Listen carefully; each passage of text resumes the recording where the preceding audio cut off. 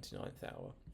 Today we're going to talk about a few bits that I found have helped me when I've felt anxious, whether that be personal or work life. I spend a lot of days, when you wake up or especially if you're trying to sleep at night and you're thinking about tomorrow or what might happen or what has happened in the past. And I've sort of used these tools to, again, it's not something maybe you can necessarily completely get rid of, but it is something that you can help to reduce over time with some thought and with some different techniques. And this is sort of what I found has helped me the most with those things. The tool is the Dichotomy of Control.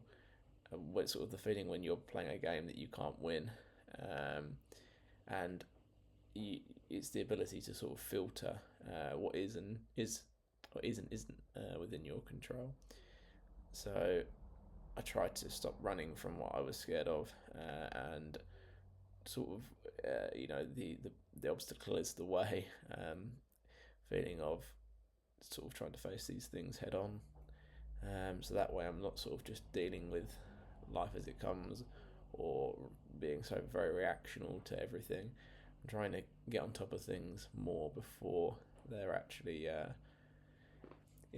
become a bigger problem. And I found that sort of starting small and breaking those down, especially when it seems something that feels insurmountable, breaking it down to step by step, day by day, I found those sort of things do really help. I think we'll start off by talking about the dichotomy of control, which in its own sort of way is like an anxiety killer. As anxiety is almost always the result of trying to control something that isn't yours to control. Epictetus, who was a former slave-turned-philosopher, taught us that our greatest mistake is confusing externals with internals. As a metaphor, if you imagine an archer, he can choose his bow, maintain his strings, and practice his aim. Those are all internal things to him, but once the arrow leaves the bow, he has zero control over the gust of wind or the target moving, as they're external. If his happiness depends on hitting the bullseye, he'll always be anxious, but if his happiness depends on being the most skilled archer he can be, then he's almost invincible. On a more modern note, you can control your work ethic, but you can't control if your boss sees the effort you've put in and you get a promotion or a pay rise.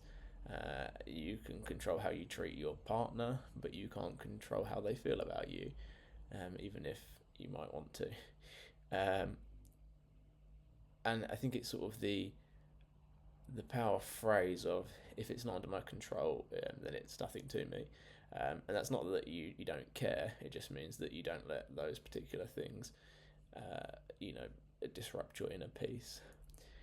One big part of Stoicism is Amor Fati, which is, the core idea is most people think it's acceptance is the goal, but with the Stoics they go a step further. It's sort of to love it and to embrace it and see it as practice, and in that way, even when bad things happen, you can somewhat take the good from them, and you can use those to sort of grow and understand more.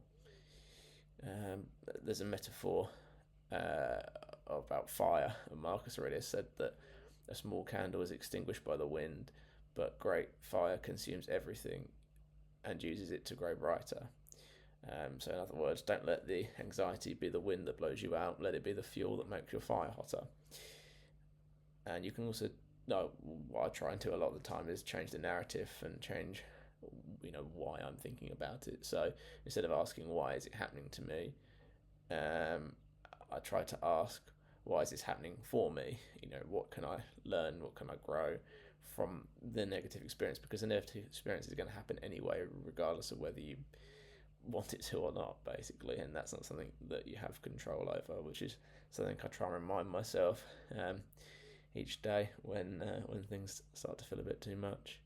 And I think that way, if you sort of love your fate, then you stop being a victim of circumstance, and that way you kind of, like the protagonist in a film, you're dealing with the plot twists and then using that to get stronger.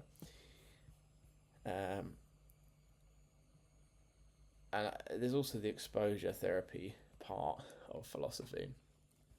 So the core idea of that being anxiety. Anxiety sort of lives in the what if, so it's vague, it's shadowy, fear of the future. Um, but the premeditation of evils brings the shadows into the light by visualizing the worst case scenario. You realize it's rarely as fatal as your brain makes it feel. And I'm someone that's terrible for that, so I try and remind myself that the thoughts of we suffer more in imagination than in reality is something that I've really found really does help me. It's sort of the defanging effect, because anxiety thrives on the unknown. When you sit down and actually play out the worst case scenario in your head, I sort of always realise two things. One, it's probably quite unlikely to happen, and two, even if it does, I probably have the mental tools to survive it. Because you can look back on, or I would try and look back on other things that have been similar, or other things that have felt insurmountable, but actually have been able to get past those. And it's also sort of the rehearsal, which isn't, being pessimistic. It's like a dress rehearsal for life. If you've already experienced the loss or failure in your mind, you won't be paralysed when things go wrong in reality. Just because it's all, I've found it's all to do with how I framed it. I used to frame things in a not so good way, but I've found that since changing my framing, it's really helped. And then the contrast to that is it can make you more grateful for what you have in the present. When you realise how much you could lose, then you suddenly realise you appreciate what you have right now more deeply. And I found that focusing on what I do have and what I can control has really helped me. But until next time, I wish you all the best.